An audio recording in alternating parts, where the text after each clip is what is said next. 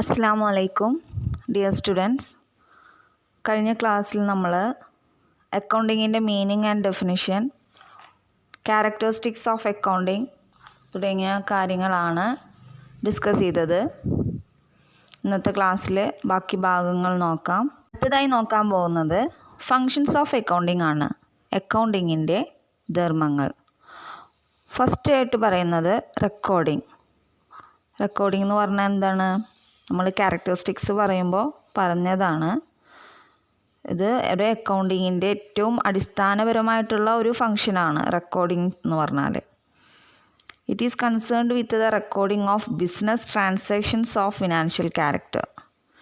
Financial ക്യാരക്ടറിലുള്ള, അതായത് ധനപരമായിട്ടുള്ള ട്രാൻസാക്ഷൻസാണ് ബിസിനസ്സിൽ റെക്കോർഡ് ചെയ്യുന്നത്. റെക്കോർഡിങ് സാധാരണ ഏത് ബുക്കിലാണ് ചെയ്യുക? ജേണൽ എന്ന് പറയുന്ന ബുക്കിലാണ് ചെയ്യുക, അല്ലേ? ഈ കാര്യങ്ങളെല്ലാം തന്നെ നമ്മൾ ക്യാരക്ടറിസ്റ്റിക്സ് പറയുമ്പോൾ പറഞ്ഞതാണ്. Second function is classifying. Classification is the systematic analysis of the recorded data with a view to bringing together items of a similar nature at one place. Classify എന്ന് പറഞ്ഞാൽ അതൊരു സിസ്റ്റമാറ്റിക് അനാലിസിസ് ആണ്. അതായത് ക്രമം അനുസരിച്ചിട്ട് അതിന് എന്ത് ചെയ്യുക? വിശകലനം നടത്തുക. അതായത് നമ്മൾ ട്രാൻസാക്ഷൻസ് റെക്കോർഡ് ചെയ്യുമെന്ന് പറഞ്ഞു, അല്ലേ? അവിടെ പല ടൈപ്പിലുള്ള ട്രാൻസാക്ഷൻസ് ഉണ്ടാവും. അപ്പോൾ അതിൽ നമ്മൾ ഒരേ സ്വഭാവമുള്ള ട്രാൻസാക്ഷൻസ് തിരഞ്ഞെടുത്തിട്ട് അതിനെ ഒരൊറ്റ ഹെഡിലേക്ക് കൊണ്ടുവരുന്നു. ഇപ്പോൾ ഒരു സ്ഥാപനമാകുമ്പോൾ അവിടെ പർച്ചേസ് നടക്കും, സെയിൽസ് നടക്കും, പിന്നെ പലതരത്തിലുള്ള എക്സ്പെൻസുകളുണ്ട്, പലതരത്തിലുള്ള ഇൻകംസ് നമുക്ക് കിട്ടും. അപ്പോൾ അങ്ങനെ ഓരോന്നും ഒരേ സ്വഭാവമുള്ളതിനെ ഒരൊറ്റ ഹെഡിലേക്ക് കൊണ്ടുവരിക. അത് തന്നെയാണ് എന്ത് പറയുക? ക്ലാസിഫിക്കേഷൻ എന്ന് പറയുക. ഈ ക്ലാസിഫിക്കേഷൻ നടത്തുന്നത് ഏത് ബുക്കിലാണ്? ലെഡ്ജർ എന്ന് പറയുന്ന ബുക്കിലാണ് ക്ലാസിഫൈ നടത്തുന്നത്. മൂന്നാമത്തേതായിട്ട് പറയുന്നത് സമ്മറൈസിങ് ആണ്. അതായത് ക്ലാസിഫൈ ചെയ്തിട്ടുള്ള ഡാറ്റാസ് സ്ഥാപനത്തിലെ യൂസേഴ്സിന് ഉപകാരപ്രദവും മനസ്സിലാവുന്ന രീതിയിലും അതിനെ അവതരിപ്പിക്കുന്നതിനെയാണ് എന്ത് പറയുക? സമ്മറൈസിങ് എന്ന് പറയുക. യൂസേഴ്സ് എന്ന് പറയുമ്പോൾ എക്സ്റ്റേണൽ യൂസേഴ്സും ഉണ്ട്, ഇൻറ്റേർണൽ യൂസേഴ്സ് ഉണ്ട്. സമ്മറൈസിങ് നടത്തുന്നത് ചില സ്റ്റേറ്റ്മെൻറ്റിൻ്റെ രൂപത്തിലായിരിക്കും. ഇപ്പോൾ ഫോർ എക്സാമ്പിളായിട്ട് ഇപ്പോൾ ബാലൻസ് ഷീറ്റ് നോക്കുകയാണെങ്കിൽ ആ സ്ഥാപനത്തിൻ്റെ എല്ലാവിധ അസറ്റുകളും ലയബിലിറ്റീസും, അതിൻ്റെ പ്രോഫിറ്റാണോ ലോസ് ആണോ, അതിൻ്റെ ഫിനാൻഷ്യൽ പൊസിഷൻ എന്താണ് തുടങ്ങിയ എല്ലാ കാര്യങ്ങളും ആ സ്ഥാപനത്തിലെ യൂസേഴ്സിന് അറിയാൻ പറ്റും. അപ്പോൾ that is summarising. Then fourth function is deals with financial transactions. ഒരു അക്കൗണ്ടിങ്ങിൽ ഫിനാൻഷ്യൽ ട്രാൻസാക്ഷൻസ് മാത്രമേ എന്ത് ചെയ്യുള്ളൂ? റെക്കോർഡ് ചെയ്യുള്ളൂ. ഫിനാൻഷ്യൽ ട്രാൻസാക്ഷൻസ് മാത്രമേ അക്കൗണ്ടിങ്ങിൽ എന്ത് ചെയ്യുള്ളൂ? കൈകാര്യം ചെയ്യുള്ളൂ. അതായത് മണി റിലേറ്റഡ് ആയിട്ടുള്ള പണത്തെ സംബന്ധിച്ച കാര്യങ്ങൾ, പണപരമായിട്ടുള്ള കാര്യങ്ങൾ മാത്രമേ അക്കൗണ്ടിങ്ങിൽ റെക്കോർഡ് ചെയ്യുള്ളൂ. Then fifth function is analyses and interprets. Analyses എന്ന് പറഞ്ഞാൽ വിശകലനം നടത്തുക, ഇൻ്റർപ്രറ്റ്സ് എന്ന് പറഞ്ഞാൽ അതിനെ വ്യാഖ്യാനിക്കുക. ഇങ്ങനെ സമ്മറൈസ് ചെയ്തിട്ടുള്ള ഡാറ്റാസിനെ അനലൈസ് ചെയ്യുകയും അതിനെ കുറിച്ചിട്ട് ഒരു വ്യാഖ്യാനം കണ്ടെത്തുകയും ചെയ്യുക എന്നുള്ളതാണ് അഞ്ചാമത്തെ ഫങ്ഷനായിട്ട് പറയുന്നത്. അതായത് ഈ ബിസിനസ്സിൻ്റെ ഫിനാൻഷ്യൽ പൊസിഷൻ എന്താണ്? പ്രോഫിറ്റബിലിറ്റി ഉണ്ടോ അതോ ലോസ് ആണോ? ഇനി പ്രോഫിറ്റ് ഉണ്ടാക്കാൻ ഈ സ്ഥാപനം എന്തെല്ലാം കാര്യങ്ങളാണ് ചെയ്യേണ്ടത് തുടങ്ങിയ കാര്യങ്ങളിലെല്ലാം തന്നെ തീരുമാനങ്ങൾ എടുക്കാനും അതിനെക്കുറിച്ചൊരു വ്യാഖ്യാനം കണ്ടെത്താനും ഈ സ്ഥാപനത്തിലെ യൂസേഴ്സിന് സാധിക്കുന്നുണ്ട്. Then last function is communicates.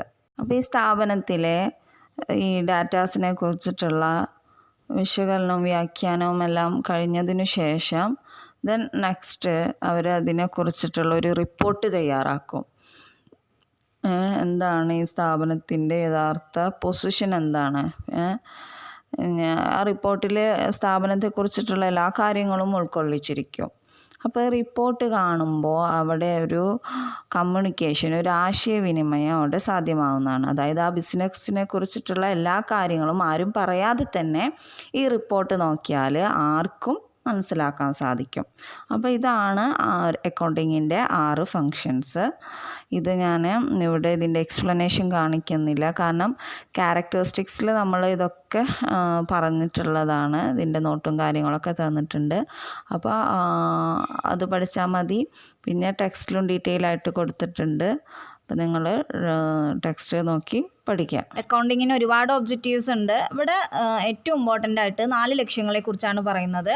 First is to maintain records of business.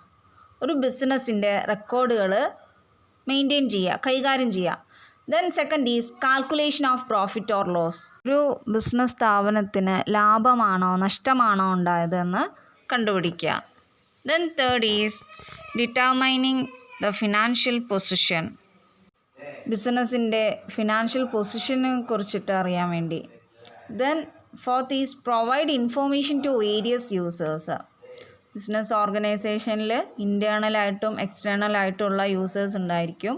അവർക്ക് ആവശ്യമായിട്ടുള്ള വിവരങ്ങൾ നൽകുക.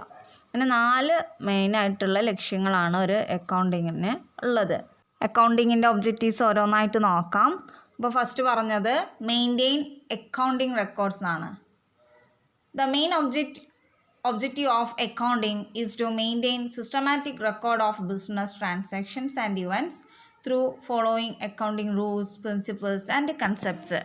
അക്കൗണ്ടിങ്ങിൻ്റെ ഏറ്റവും പ്രധാനപ്പെട്ട ലക്ഷ്യമാണ് എന്ത്? റെക്കോർഡുകൾ മെയിൻറ്റെയിൻ ചെയ്യുക എന്നുള്ളത്.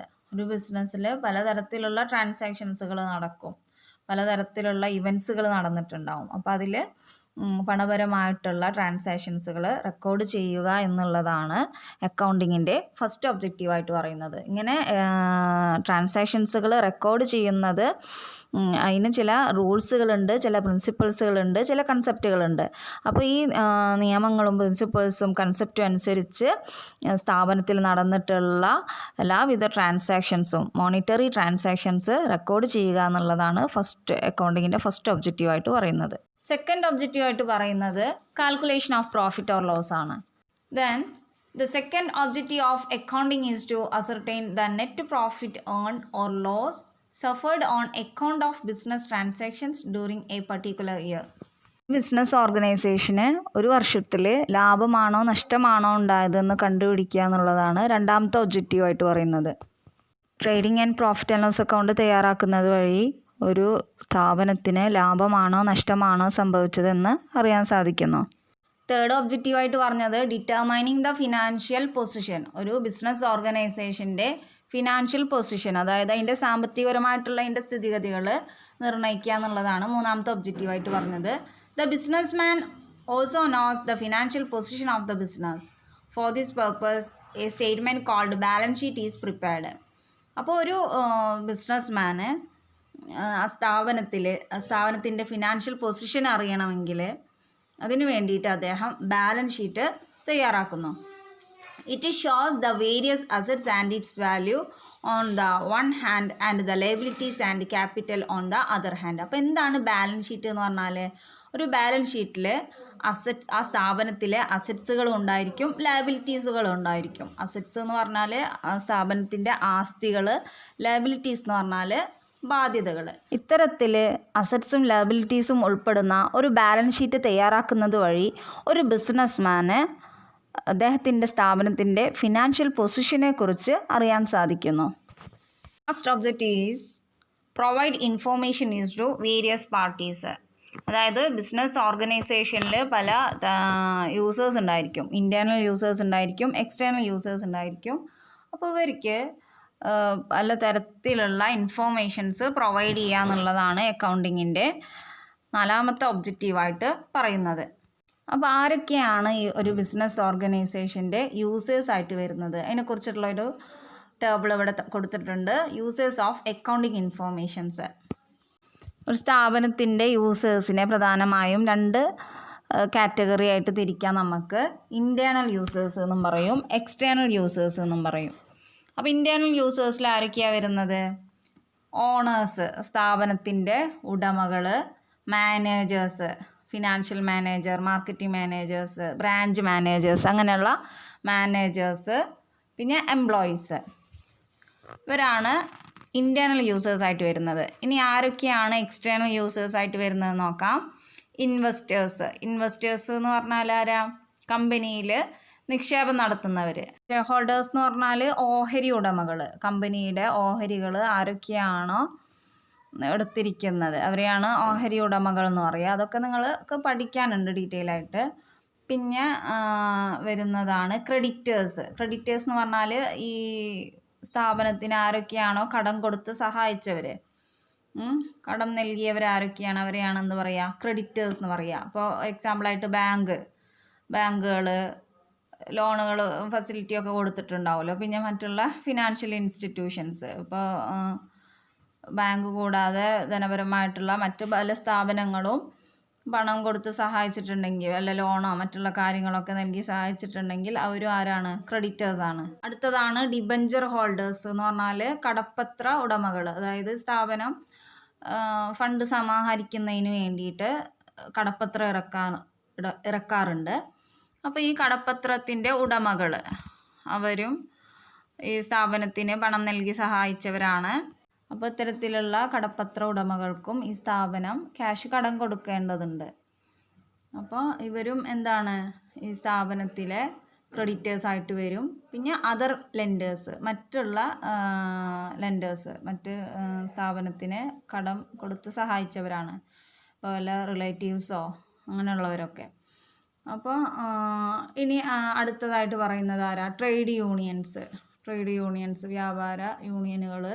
പിന്നെ സ്റ്റോക്ക് എക്സ്ചേഞ്ച് എന്ന് പറഞ്ഞാൽ കമ്പനി ഷെയറുകൾ വാങ്ങുകയും വിൽക്കുകയും ചെയ്യുന്ന സ്ഥലത്തെയാണ് എന്ത് പറയുക? സ്റ്റോക്ക് എക്സ്ചേഞ്ച് എന്ന് പറയുക. അതൊക്കെ നിങ്ങൾക്ക് ഡീറ്റെയിൽ ആയിട്ട് പഠിക്കാനുണ്ട്. പിന്നെ സെബി എന്ന് പറഞ്ഞാൽ securities and exchange board of India ആണ്. അവിടെ സെക്യൂരിറ്റികളുടെ എക്സ്ചേഞ്ചും കാര്യങ്ങളൊക്കെയാണ് നടക്കുന്നത്. അതുമായി ബന്ധപ്പെട്ടിട്ടുള്ള രജിസ്ട്രേഷൻ എല്ലാം തന്നെ നടക്കുന്നത് സെബിയിലൂടെയാണ്. റിസർച്ചേഴ്സ് എന്ന് പറഞ്ഞാൽ ഗവേഷണം നടത്തുന്നവർ. ഇപ്പോൾ വലിയ വലിയ കമ്പനിയൊക്കെ ആണെങ്കിൽ ഒരു പ്രൊഡക്റ്റ് ഇറക്കുന്നതിന് മുന്നേ എന്ത് ചെയ്യും? കമ്പനിയുടെ റിസർച്ചേഴ്സ് കസ്റ്റമേഴ്സിനെ കുറിച്ചിട്ടും മാർക്കറ്റിനെ കുറിച്ചിട്ടൊക്കെ ഒരു ഗവേഷണം നടത്തും, ഒരു റിസർച്ച് നടത്തും. അവരിറക്കാൻ പോകുന്ന പ്രൊഡക്റ്റിൻ്റെ അവിടെ എത്രത്തോളം അത് ഡിമാൻഡ് ഉണ്ടായിരിക്കും, പിന്നെ കസ്റ്റമേഴ്സിൻ്റെ ഇപ്പോഴത്തെ ടേസ്റ്റ് ആൻഡ് പ്രിഫറൻസ് എങ്ങനെയാണ്, അവരുടെ ഫാഷൻ എന്താണ് ഇപ്പോഴത്തെ, പിന്നെ അതേപോലെ തന്നെ മാർക്കറ്റിൽ ഇപ്പോൾ എന്തിനാണ് ഡിമാൻഡ്, എന്താണ് ഇപ്പോൾ അധികം മൂവ് ചെയ്തുകൊണ്ടിരിക്കുന്ന പ്രൊഡക്റ്റ് ഏതാണ്, അങ്ങനെ ഒരുപാട് കാര്യങ്ങൾ അവർ മാർക്കറ്റിൽ ഗവേഷണം നടത്തും. പ്രകാരം മാർക്കറ്റിനെ കുറിച്ച് എല്ലാ റിസർച്ച് നടത്തുന്നവരെയാണ് എന്ത് പറയുക? റിസർച്ചേഴ്സ് എന്ന് പറയുക. അവർ എക്സ്റ്റേണൽ യൂസേഴ്സാണ്. അടുത്ത് വരുന്നതാണ് കൺസ്യൂമേഴ്സ് എന്ന് പറഞ്ഞാൽ ആരാണ്? ഉപഭോക്താക്കൾ. ഈ കമ്പനിയുടെ സാധനങ്ങൾ വാങ്ങുകയും അത് ഉപയോഗിക്കുകയും ചെയ്യുന്നവരെയാണ് എന്ത് പറയുക? കൺസ്യൂമേഴ്സ് എന്ന് പറയുക. അടുത്തതാണ് ജനറൽ പബ്ലിക്, ജനങ്ങൾ. അപ്പോൾ ഇത്രയുമാണ് എക്സ്റ്റേണൽ യൂസേഴ്സായിട്ട് വരുന്നത്. സ്ഥാപനത്തിലെ യൂസേഴ്സിനെ കുറിച്ചിട്ടുള്ള ഒരു അറിവ് നമുക്ക് കിട്ടി അല്ലേ? നാലാമത്തെ ഒബ്ജക്റ്റീവായിട്ട് പറഞ്ഞത് പ്രൊവൈഡ് ഇൻഫോർമേഷൻ ടു വേരിയസ് യൂസേഴ്സിന് ആവശ്യമായിട്ടുള്ള ഇൻഫോർമേഷൻസ് പ്രൊവൈഡ് ചെയ്യുക. അപ്പോൾ അങ്ങനെ ഇൻഫോർമേഷൻസ് കിട്ടുന്നത് വഴി അവർക്ക് പല തരത്തിലുള്ള തീരുമാനങ്ങൾ എടുക്കാൻ കഴിയും. ആണ് അക്കൗണ്ടിങ്ങിൻ്റെ ഒബ്ജക്റ്റീവ്സ് ആയിട്ട് പറഞ്ഞത്. ഒന്നുകൂടെ പറയാം. ഒന്നാമതായിട്ട് പറഞ്ഞത് ടു മെയിൻറ്റെയിൻ റെക്കോർഡ്സ് ഓഫ് ബിസിനസ്സിൻ്റെ റെക്കോർഡുകൾ മെയിൻറ്റെയിൻ ചെയ്യുക. Second is calculation of profit or loss, ബിസിനസ്സിൻ്റെ പ്രോഫിറ്റ് ആണോ ലോസ് ആണോ ഉണ്ടായത് എന്ന് കാൽക്കുലേറ്റ് ചെയ്യുക. Third is determining the financial position, ബിസിനസ്സിൻ്റെ ഫിനാൻഷ്യൽ പൊസിഷനെ നിർണ്ണയിക്കുക. Fourth is provide information to various users, ബിസിനസ്സിൻ്റെ പലതരത്തിലുള്ള യൂസേഴ്സിന് ഇൻഫോർമേഷൻസ് പ്രൊവൈഡ് ചെയ്യുക. അടുത്തതായി നമ്മൾ നോക്കാൻ പോകുന്നത് ബ്രാഞ്ചസ് ഓഫ് അക്കൗണ്ടിങ്, അതല്ലെങ്കിൽ സബ് ഡിസിപ്ലിൻസ് ഓഫ് അക്കൗണ്ടിങ് എന്ന് പറയാം. അതുമല്ലെങ്കിൽ ടൈപ്സ് ഓഫ് അക്കൗണ്ടിങ് ഇൻഫോർമേഷൻ, ഇങ്ങനെയും ചോദിക്കാം. ഇത് 3 ചോദിച്ചാലും ആൻസർ ഒന്ന് തന്നെയാണ്. അപ്പോൾ ടൈപ്സ് ഓഫ് അക്കൗണ്ടിങ് ഇൻഫോർമേഷൻസ് ഏതൊക്കെയാണെന്ന് നോക്കാം. First is financial accounting, second is cost accounting, then third is management accounting. പിന്നെ 3 തരത്തിലുള്ള അക്കൗണ്ടിങ് ഇൻഫോർമേഷൻസ് ആണ് ഒരു ബിസിനസ് ഓർഗനൈസേഷൻ പ്രൊവൈഡ് ചെയ്യുന്നത്. ഫസ്റ്റ് നമ്മൾ പറഞ്ഞത് ഫിനാൻഷ്യൽ അക്കൗണ്ടിങ് ആണ്. It is the original form of accounting. ഒരു അക്കൗണ്ടിങ്ങിൻ്റെ ഏറ്റവും യഥാർത്ഥമായിട്ടുള്ള രൂപം എന്ന് പറയുന്നത് ഫിനാൻഷ്യൽ അക്കൗണ്ടിങ് ആണ്. The object of financial accounting is to find out result of operations or profit or loss. Financial accounting തയ്യാറാക്കുന്നതിൻ്റെ main ലക്ഷ്യം എന്താണെന്ന് വെച്ചാൽ to find out the result of operation ആണ്. ആ സ്ഥാപനം അതുവരെ നടത്തിയിട്ടുള്ള ഓപ്പറേഷൻ്റെ റിസൾട്ട് എന്താണെന്ന് കണ്ടുപിടിക്കാൻ, അതായത് പ്രോഫിറ്റ് ആണോ ഉണ്ടായത്, ലോസ് ആണോ ഉണ്ടായത് എന്ന് കണ്ടുപിടിക്കാൻ. And to disclose information about the financial position, that is strength or weakness of the business. മാത്രമല്ല ഈ സ്ഥാപനത്തിൻ്റെ ഫിനാൻഷ്യൽ പൊസിഷനെ കുറിച്ചിട്ടുള്ള വിവരം വെളിപ്പെടുത്തുക എന്നുള്ളതാണ് ഫിനാൻഷ്യൽ അക്കൗണ്ടിങ്ങിൻ്റെ ഒരു ഒബ്ജക്റ്റീവായിട്ട് പറയുന്നത്. മാത്രമല്ല ഫിനാൻഷ്യൽ ഇൻഫോർമേഷൻ, സ്ഥാപനത്തിൻ്റെ ഫിനാൻഷ്യലായിട്ടുള്ള ഇൻഫോർമേഷൻസ് അതിൻ്റെ മാനേജ്മെൻറ്റിനും മറ്റുള്ള പാർട്ടീസിനും, ഇവിടെ ഇൻട്രസ്റ്റഡ് പാർട്ടീസ് എന്ന് ഉദ്ദേശിക്കുന്നത് അതിൻ്റെ ഷെയർ ഹോൾഡേഴ്സ്, ഇൻവെസ്റ്റേഴ്സ്, കസ്റ്റമേഴ്സ് മുതലായവരാണ്. അപ്പോൾ അവർക്കും ഈ ഇൻഫോർമേഷൻസ് എല്ലാം തന്നെ പ്രൊവൈഡ് ചെയ്യുന്നു. ഇതാണ് financial accounting. Second type of accounting information is cost accounting. This branch of accounting is concerned with ascertaining cost of products, operations, process, etc. അതായത് പ്രൊഡക്റ്റുകളുടെ യഥാർത്ഥമായിട്ടുള്ള കോസ്റ്റ്, അതേപോലെ തന്നെ ബിസിനസ്സിൽ നടത്തുന്ന ഓപ്പറേഷൻസുകളുടെ കോസ്റ്റ് എന്നിവയെക്കുറിച്ചെല്ലാം അറിയുന്നതിന് വേണ്ടിയിട്ടാണ് കോസ്റ്റ് അക്കൗണ്ടിങ് തയ്യാറാക്കുന്നത്. The purpose of cost accounting is to analyze the expenditure so as to ascertain the cost of various products manufactured by the firm and fix the prices. Cost എന്ന് പറഞ്ഞാൽ തന്നെ എന്താണ്? ചെലവ് അറിയാനാണ് അല്ലേ? അപ്പോൾ ഈ കോസ്റ്റ് അക്കൗണ്ടിങ് തയ്യാറാക്കുന്നതിൻ്റെ ഉദ്ദേശം എന്തായിരിക്കും? The purpose of cost accounting തയ്യാറാക്കുന്നതിൻ്റെ ഉദ്ദേശം എന്താണെന്ന് വെച്ചാൽ is to analyse the expenditure. എത്രത്തോളം നഷ്ടമാണ്, എത്രത്തോളം ചെലവാണ് ഉണ്ടായതെന്ന് അനലൈസ് ചെയ്യാനാണ്, വിശകലനം നടത്താനാണ്. As to ascertain the cost of various products manufactured by the firm. ഒരു ബിസിനസ് സ്ഥാപനം ഉൽപ്പാദിപ്പിക്കുന്ന എല്ലാവിധ പലതരത്തിലുള്ള പ്രൊഡക്ട്സുകളുണ്ടാവും. ആ എല്ലാ പ്രൊഡക്ട്സിൻ്റെയും യഥാർത്ഥമായിട്ടുള്ള കോസ്റ്റ്, അതിൻ്റെ ചെലവ് എന്താണെന്ന് അറിയാൻ വേണ്ടിയിട്ടാണ് കോസ്റ്റ് അക്കൗണ്ടിങ് തയ്യാറാക്കുന്നത്. And fix the prices. അപ്പോൾ ഒരു പ്രൊഡക്റ്റ് ഉൽപ്പാദനം നടത്തുമ്പോൾ അതിൻ്റെ ഓപ്പറേഷൻസിനും അതിൻ്റെ പ്രോസസ്സിങ്ങിനും എല്ലാമായിട്ട് എത്രത്തോളം ചിലവ് വന്നു അത് കണക്കാക്കി അത് ബേസിക് ആക്കിയിട്ടാണ് അതിൻ്റെ വില നിശ്ചയിക്കുന്നത്. ഒരു വ്യാപാര സ്ഥാപനം ഉൽപ്പാദിപ്പിക്കുന്ന ഉൽപ്പന്നങ്ങളുടെ ചിലവ് അറിയാനാണ് കോസ്റ്റ് അക്കൗണ്ടിങ് തയ്യാറാക്കുന്നത്. ആൻഡ് ഫിക്സ് ദ പ്രൈസസ്, വില നിശ്ചയിക്കാനും.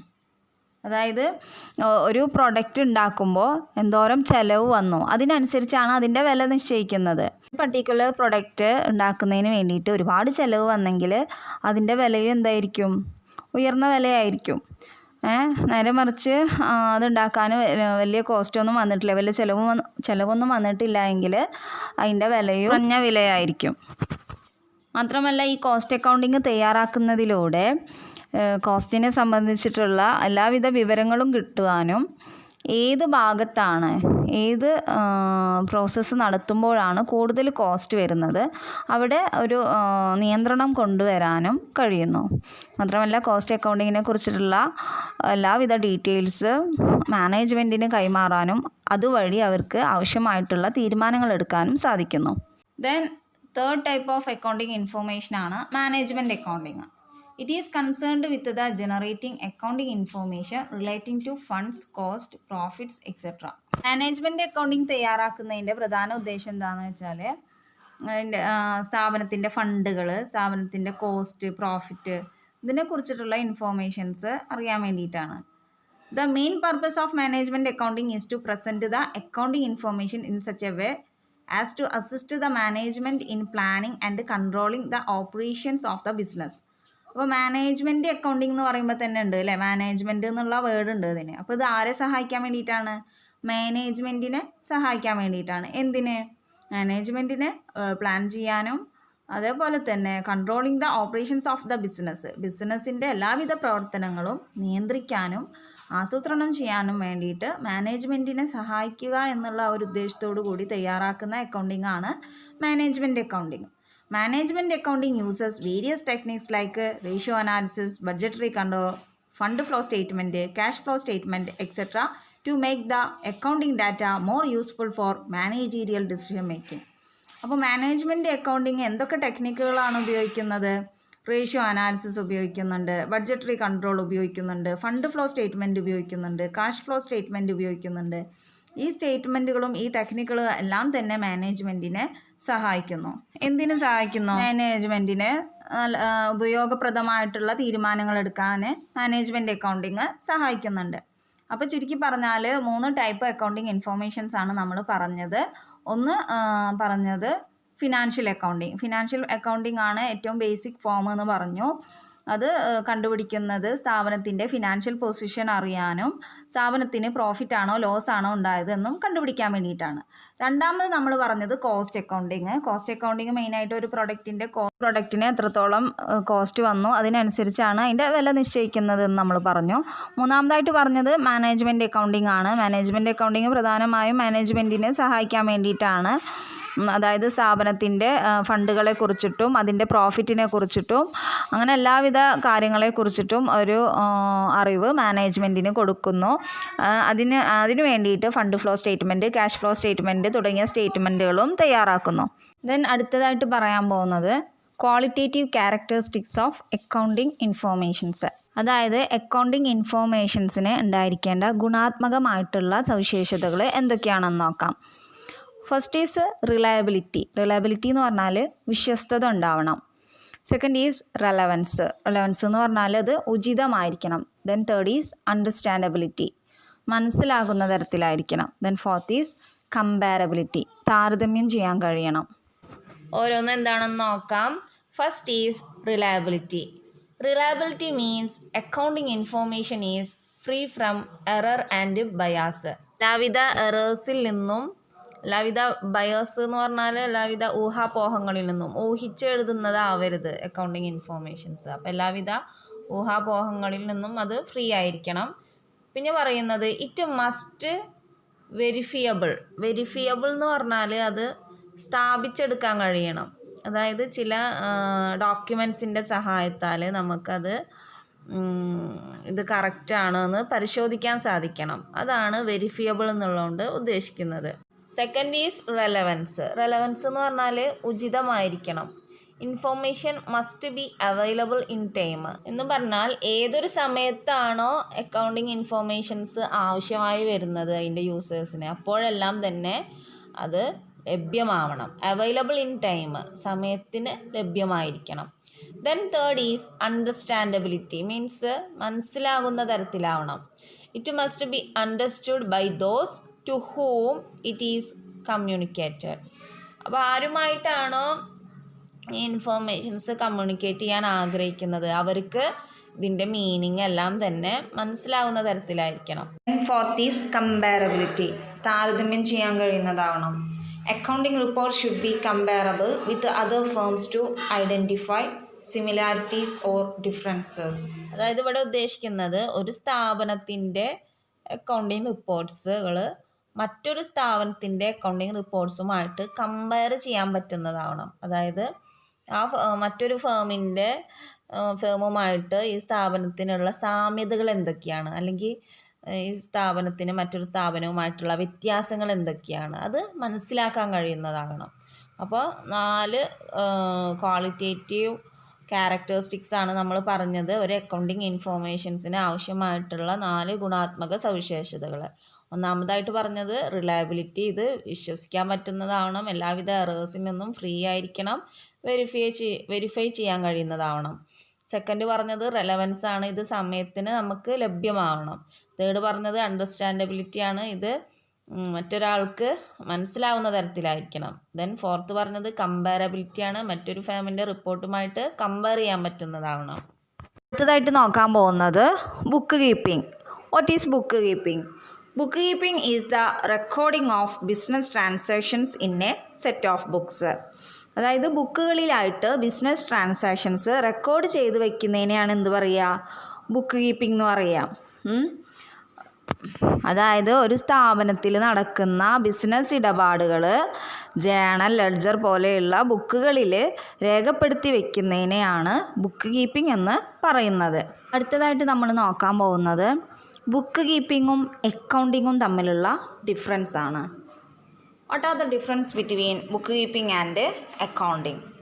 അപ്പോൾ ഇതിൻ്റെ ബേസും പറയുന്നുണ്ട്, ബുക്ക് കീപ്പിങ്ങും അക്കൗണ്ടിങ്ങും തമ്മിലുള്ള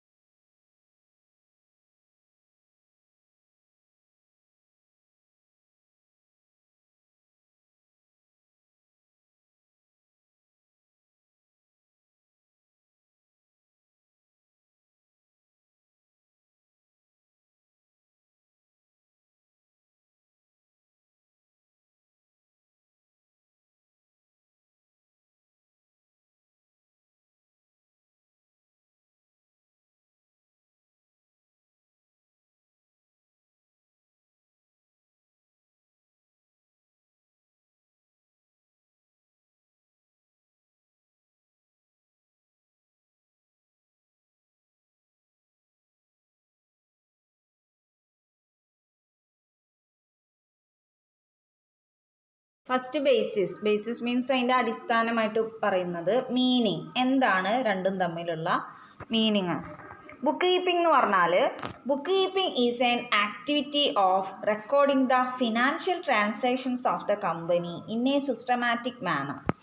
ബുക്ക് കീപ്പിംഗ് എന്ന് പറഞ്ഞാൽ ഒരു ഓർഗനൈസേഷനിലെ, അതായത് ഒരു കമ്പനിയിലെ ഫിനാൻഷ്യൽ ട്രാൻസാക്ഷൻസ് റെക്കോർഡ് ചെയ്യുന്ന പ്രവർത്തനത്തെയാണ് എന്ത് പറയുക? ബുക്ക് കീപ്പിംഗ് എന്ന് പറയുക. അതൊരു സിസ്റ്റമാറ്റിക് രീതിയിലാണ്, ഒരു പ്രത്യേകമായിട്ടുള്ള രീതിയിലാണ് എന്ത് ചെയ്യുക? ഇത് റെക്കോർഡ് ചെയ്ത് വയ്ക്കുന്നത്. അപ്പോൾ സിംപിളി ആയിട്ട് എന്ത് പറയാം? It is the recording of financial transactions of the company. ഇനി അക്കൗണ്ടിംഗ് എന്ന് പറഞ്ഞാൽ എന്താ? Accounting consist of preparations, analysis and interpretations of financial statements. അപ്പോൾ അക്കൗണ്ടിംഗ് എന്ന് പറഞ്ഞാൽ അവിടെ റെക്കോർഡിംഗ് ഓഫ് ഫിനാൻഷ്യൽ ട്രാൻസാക്ഷൻസ് മാത്രമല്ല ഉള്ളത്, അതിലെന്തൊക്കെയുണ്ട്? അനാലിസിസ് ഉണ്ട്, ഇൻ്റർപ്രിട്ടേഷൻ ഉണ്ട്, അല്ലേ? ഫിനാൻഷ്യൽ സ്റ്റേറ്റ്മെൻറ്റുകൾ എന്ത് ചെയ്യണം? അനലൈസ് ചെയ്യണം, ഇൻ്റർപ്രിട്ടേഷൻ ചെയ്യണം. ഇതെല്ലാ പ്രവർത്തനങ്ങളും ഏതിൽ വരുന്നുണ്ട്? അക്കൗണ്ടിങ്ങിൽ വരുന്നുണ്ട്. എന്നാൽ ബുക്ക് കീപ്പിങ്ങിലോ only recording of financial transactions. Okay. Second difference ആയിട്ട് പറയുന്നത് decision making. On the basis of book keeping records decisions cannot be taken. Book കീപ്പിങ്ങിൻ്റെ അടിസ്ഥാനത്തിൽ ഒരിക്കലും ഒരു ബിസിനസ് ഓർഗനൈസേഷനിൽ തീരുമാനങ്ങൾ എടുക്കാൻ സാധിക്കുകയില്ല. But in accounting decisions can be taken on the basis of accounting records. എന്നാൽ അക്കൗണ്ടിങ് റെക്കോർഡ്സിൻ്റെ സഹായത്താൽ ഒരു ബിസിനസ് ഓർഗനൈസേഷനിൽ തീരുമാനങ്ങൾ എടുക്കാൻ സാധിക്കുന്നതാണ്. അതാണ് second difference. Decision makings book കീപ്പിങ്ങിൽ റെക്കോർഡ്സ് ഉപയോഗിച്ചിട്ട് എടുക്കാൻ പറ്റില്ല, എന്നാൽ അക്കൗണ്ടിങ് റെക്കോർഡ്സ് ഉപയോഗിച്ചിട്ട് തീരുമാനങ്ങൾ എടുക്കാൻ സാധിക്കും. ദെൻ തേർഡ് ഡിഫറൻസ് ആയിട്ട് പറയുന്നത് in book keeping journal and ledger are tools. Book കീപ്പിങ്ങിൽ ഏതൊക്കെയാണ് ടൂൾസ് ആയിട്ട് ഉപയോഗിക്കുന്നത്? ജേണലും ലെഡ്ജറും ആണ്. അതായത് ട്രാൻസാക്ഷൻസ് ആദ്യം റെക്കോർഡ് ചെയ്യപ്പെടുന്നത് ജേണൽ എന്ന് പറയുന്ന ബുക്കിലാണ്, ദെൻ അത് ക്ലാസിഫൈ ചെയ്യുന്നത് ലെഡ്ജർ എന്ന് പറയുന്ന ബുക്കിലാണ്. അപ്പോൾ ഇങ്ങനെ രണ്ട് ടൂൾസാണ് ഏതിൽ ഉപയോഗിക്കുന്നത്? ബുക്ക് കീപ്പിങ്ങിൽ ഉപയോഗിക്കുന്നത്. But in accounting profit and loss account, balance sheet and cash flow statement are used as the tools in accounting. എന്നാൽ അക്കൗണ്ടിങ്ങിൽ എന്തൊക്കെയാണ് ടൂൾസായിട്ട് ഉപയോഗിക്കുന്നത്? Profit and loss account, balance sheet, cash flow statement മുതലായവയാണ് അക്കൗണ്ടിങ്ങിൽ ടൂൾസായിട്ട് ഉപയോഗിക്കുന്നത്. ദെൻ അതിൻ്റെ scope. In book keeping just maintains record of business transactions. Book കീപ്പിങ്ങിൻ്റെ വ്യാപ്തി എന്ന് പറഞ്ഞാൽ ബിസിനസ് ട്രാൻസാക്ഷൻസ് റെക്കോർഡ് ചെയ്യൽ മാത്രമാണ് ഏതിൽ ഉൾപ്പെടുന്നത്? ബുക്ക് കീപ്പിങ്ങിൽ ഉൾപ്പെടുന്നത്. എന്നാൽ അക്കൗണ്ടിങ്ങിലോ പ്രിപ്പറേഷൻസ് ഓഫ് ഫിനാൻഷ്യൽ സ്റ്റേറ്റ്മെൻറ്റ്സ് തയ്യാറാക്കണം. ഫിനാൻഷ്യൽ സ്റ്റേറ്റ്മെൻറ്റ്സ് എന്ന് പറഞ്ഞാൽ ഏതൊക്കെയാണ്? Profit and loss account, balance sheet, അതിനെയാണ് ഫിനാൻഷ്യൽ സ്റ്റേറ്റ്മെൻറ്റ്സ് എന്ന് പറയുക. അപ്പോൾ അത് തയ്യാറാക്കണം. ദെൻ ഇൻ്റർപ്രറ്റിംഗ് റിസൾട്ട്സ്, ഈ ഓർഗനൈസേഷൻസിൻ്റെ റിസൾട്ടിനെ എന്ത് ചെയ്യണം? വ്യാഖ്യാനിച്ചെടുക്കണം. ഇൻ്റർപ്രറ്റിംഗ് ചെയ്യാന്ന് പറഞ്ഞാൽ വ്യാഖ്യാനിക്കുക. And communicating it to interested parties. മാത്രമല്ല ഇത് ആർക്ക് കൊടുക്കണം? ഈ ഓർഗനൈസേഷനിലെ യൂസേഴ്സിന് ഇത് കൈമാറുകയും വേണം. അപ്പോൾ അതൊന്നും എവിടെ വേണ്ട, ബുക്ക് കീപ്പിങ്ങിൽ വേണ്ട. ബുക്ക് കീപ്പിങ്ങിൽ എന്ത് മാത്രമേ ഉള്ളൂ, റെക്കോർഡിംഗ് ഓഫ് ബിസിനസ് ട്രാൻസാക്ഷൻസ്. എന്നാൽ അക്കൗണ്ടിങ്ങിൽ preparations of financial statements, interpreting the results and communicating, അതെല്ലാം തന്നെ അക്കൗണ്ടിങ്ങിൻ്റെ ഫങ്ഷൻസിൽ നമ്മൾ പഠിച്ചിട്ടുണ്ട് അല്ലേ. ഇൻ്റർപ്രറ്റിംഗ് ആൻഡ് അനാലിസിസ്, കമ്മ്യൂണിക്കേറ്റിംഗ് എന്നൊക്കെ. Next difference single entry system and double entry system of book keeping. അപ്പോൾ ബുക്ക് കീപ്പിങ്ങിലെ രണ്ട് സബ് ഫീൽഡുകളാണ്, ഒന്ന് സിംഗിൾ എൻട്രി സിസ്റ്റം, ഒന്ന് ഡബിൾ എൻട്രി സിസ്റ്റം. ഇതിനെക്കുറിച്ചൊക്കെ നിങ്ങൾ പഠിക്കും. അപ്പോൾ ഈ രണ്ട് രീതിയിലും ഏത് ചെയ്യാം, ബുക്ക് കീപ്പിംഗ് നടത്താവുന്നതാണ്. അക്കൗണ്ടിങ്ങിൻ്റെ സബ് ഫീൽഡായിട്ട് പറയുന്നത് financial accounting, cost accounting, management accounting, then human resource accounting. ഇതിൽ ആദ്യത്തെ 3 അക്കൗണ്ടിങ്ങും നമ്മൾ ടൈപ്സ് ഓഫ് അക്കൗണ്ടിങ് ഇൻഫോർമേഷനിൽ പഠിച്ചിട്ടുണ്ട് അല്ലേ. ദെൻ ഹ്യൂമൻ റിസോഴ്സ് അക്കൗണ്ടിങ് എന്ന് പറഞ്ഞാൽ മനുഷ്യ വിഭവ അക്കൗണ്ടിങ് ആണ്. അതായത് മനുഷ്യർക്ക് കൂടുതൽ പ്രാധാന്യം കൊടുത്തിട്ട് അവരുടെ അധ്വാനം, അവരുടെ മറ്റുള്ള കാര്യങ്ങളൊക്കെ അക്കൗണ്ടിങ് എഴുതുമ്പോൾ അതും കൂടിയും പരിഗണിക്കും. അതാണ് ഹ്യൂമൻ റിസോഴ്സ് അക്കൗണ്ടിങ് എന്ന് പറഞ്ഞാൽ. ദെൻ അടുത്ത ഡിഫറൻസ് ആയിട്ട് പറയുന്നത് നേച്ചർ. ഇതിൻ്റെ സ്വഭാവം എങ്ങനെയാണ്, ബുക്ക് കീപ്പിംഗ് എന്ന് പറഞ്ഞാൽ അതൊരു ക്ലറിക്കൽ നേച്ചറാണ്. കാരണം ഏതൊരു ക്ലർക്കിനും ഏത് ചെയ്യാവുന്നതാണ്, ബുക്ക് കീപ്പിംഗ് ചെയ്യാവുന്നതാണ്. മാത്രമല്ല അത് റിപ്പീറ്റേറ്റീവ് ആണ്. അതായത് ഓരോ മാസങ്ങളിലും നടക്കുന്ന ട്രാൻസാക്ഷൻസ് റെക്കോർഡ് ചെയ്യുക, ദെൻ അത് ക്ലാസിഫൈ ചെയ്യുക, പിന്നെയും റെക്കോർഡ് ചെയ്യുക, പിന്നെയും ക്ലാസിഫൈ ചെയ്യുക. അങ്ങനെ ഒരു ആവർത്തന സ്വഭാവമാണ് ഏതിനുള്ളത്, ബുക്ക് കീപ്പിങ്ങിന് ഉള്ളത്. It can easily performed by a clerk. ഏതൊരു ക്ലർക്കിനും ബുക്ക് കീപ്പിംഗ് എന്നുള്ള ആക്ടിവിറ്റി ചെയ്യാവുന്നതാണ്. എന്നാൽ അക്കൗണ്ടിങ് എന്ന് പറഞ്ഞാൽ ഇത് analysis and interpretation requires qualified accountants. എന്നാൽ ഇത് അനലൈസ് നടത്തുന്നതിനും അതേപോലെ തന്നെ അതിൻ്റെ ഇൻ്റർപ്രിട്ടേഷൻ നടത്തുന്നതിനും എല്ലാം തന്നെ ഒരു ക്വാളിഫൈഡ് ഉള്ള, ഒരു യോഗ്യതയുള്ള ഒരു അക്കൗണ്ടൻറ്റിനെ ആവശ്യമാണ്. അപ്പോൾ ഇത്രയുമാണ് ബുക്ക് കീപ്പിങ്ങും അക്കൗണ്ടിങ്ങും തമ്മിലുള്ള ഡിഫറൻസ്. അപ്പോൾ നിങ്ങൾ ചുരുക്കത്തിൽ മനസ്സിലാക്കി വെക്കേണ്ടത്, ബുക്ക് കീപ്പിംഗ് എന്ന് പറഞ്ഞാൽ it is only the recording of financial transactions. Financial transactions record ചെയ്യുക എന്നുള്ളത് മാത്രമാണ് ഇതിൽ വരുന്നത്, ബുക്ക് കീപ്പിങ്ങിൽ വരുന്നത്. എന്നാൽ അക്കൗണ്ടിങ് ആണെങ്കിലോ അവിടെ ഇൻ്റർപ്രിട്ടേഷനും അനാലിസിസും എല്ലാം വരുന്നുണ്ട്. ഒരു വൈഡ് സ്കോപ്പാണ് അക്കൗണ്ടിങ്ങിനുള്ളത്. എന്നാൽ ബുക്ക് കീപ്പിംഗ് എന്ന് പറഞ്ഞാൽ അതിന് നാരോ സ്കോപ്പ്. ബുക്ക് കീപ്പിംഗ് എന്ന് പറഞ്ഞാൽ അതിൻ്റെ സ്കോപ്പ് വളരെ ചെറുതാണ്. കാരണം അതിൽ റെക്കോർഡിങ് മാത്രമാണ് ഉൾപ്പെടുന്നുള്ളൂ. ഏതൊരു ക്ലർക്കിനും അത് ചെയ്യാവുന്നതാണ്. എന്നാൽ അക്കൗണ്ടിങ് എന്ന് പറഞ്ഞാൽ അതിൽ ഒരു വലിയ ലാർജ് സ്കോപ്പാണുള്ളത്. നല്ല ക്വാളിഫൈഡ് ആയിട്ടുള്ള അക്കൗണ്ടൻറ്റിന് മാത്രമാണ് അത് ചെയ്യാൻ സാധിക്കുള്ളൂ. പിന്നെ പറയാനുള്ള പോയിന്റ്, ബുക്ക് കീപ്പിംഗ് എവിടെയാണ് അവസാനിക്കുന്നത്, റെക്കോർഡിങ് എവിടെയാണ് അവസാനിക്കുന്നത്, അവിടെയാണ് എന്ത് സ്റ്റാർട്ട് ചെയ്യുക, അക്കൗണ്ടിങ് സ്റ്റാർട്ട് ചെയ്യുക കേട്ടോ. അപ്പം ഇന്നത്തെ ക്ലാസ് കഴിഞ്ഞു. നമ്മൾ ഇതുവരെ എന്തൊക്കെയാണ് ഡിസ്കസ് ചെയ്തത്, ആരൊക്കെയാണ് യൂസേഴ്സായിട്ട് വരിക, യൂസേഴ്സിനെ 2 വിഭാഗമായിട്ട് തിരിക്കാമെന്ന് പറഞ്ഞു അല്ലേ. ഇൻറ്റേർണൽ യൂസേഴ്സ് ഉണ്ട്, എക്സ്റ്റേണൽ യൂസേഴ്സ് ഉണ്ട്. അപ്പോൾ അത് പഠിക്കുക, അത് എക്സാമിന് ചോദിക്കാറുണ്ട് യൂസേഴ്സിൻ്റെ കാര്യം. ദെൻ നമ്മൾ പഠിച്ചത്, അടുത്തതായിട്ട് നമ്മൾ പഠിച്ചത് ആദ്യം നമ്മൾ ഫങ്ഷൻസ് ഓഫ് അക്കൗണ്ടിങ് പറഞ്ഞു അല്ലേ. ഏതൊക്കെയാണ് ഫങ്ഷൻസ് പറഞ്ഞത്, മുന്നേ ക്യാരക്ടറിസ്റ്റിക്സിൽ പറഞ്ഞ പോയിൻറ്റ്സ് തന്നെയാണ്. ആദ്യം recording, then classifying, then summarising, deals with financial transactions, analyses and interprets. ഇത്രയുമാണ് ഫങ്ഷൻസ് ഓഫ് അക്കൗണ്ടിങ്ങിൽ പറയുന്നത്. ദെൻ നമ്മൾ എന്ത് പറഞ്ഞു, യൂസേഴ്സ് ഓഫ് അക്കൗണ്ടിങ് ഇൻഫോർമേഷൻസ് അല്ലേ. ആരൊക്കെയാണ് യൂസേഴ്സ് എന്ന് പറഞ്ഞു അല്ലേ. ഇൻറ്റേർണൽ യൂസേഴ്സും ഉണ്ട്, എക്സ്റ്റേണൽ. നമ്മൾ ഒബ്ജക്റ്റീവ്സ് ഓഫ് അക്കൗണ്ടിങ് പഠിച്ചു അല്ലേ. എന്തൊക്കെയാണ് നമ്മൾ ഫങ്ഷൻസിൽ പഠിച്ച കാര്യം തന്നെയാണ്. ബിസിനസ്സിൻ്റെ ട്രാൻസാക്ഷൻസ് റെക്കോർഡ് ചെയ്യുക, പിന്നെ പ്രോഫിറ്റ് ആൻഡ് ലോസ് അത് കാൽക്കുലേറ്റ് ചെയ്യുക, പിന്നെ ഫിനാൻഷ്യൽ പൊസിഷൻ എന്താണെന്ന് മനസ്സിലാക്കുക, യൂസേഴ്സിന് ഇൻഫോർമേഷൻസ് പ്രൊവൈഡ് ചെയ്യുക. ഇത്രയുമാണ് ഒബ്ജക്റ്റീവ്സ് ഓഫ് അക്കൗണ്ടിങ്ങിൽ പഠിച്ചത്. പിന്നെ അക്കൗണ്ടിങ് ഇൻഫോർമേഷൻസിൻ്റെ ടൈപ്സ് പഠിച്ചു. അതിന് വേറൊരു തരത്തിൽ അത് ചോദിക്കാം, ബ്രാഞ്ചസ് ഓഫ് അക്കൗണ്ടിങ് എന്നും ചോദിക്കാം. അത് ഏതൊക്കെ ടൈപ്പാണ്, financial accounting, management accounting, then cost accounting. Then പിന്നെ പഠിച്ചത് qualitative characteristics of accounting information.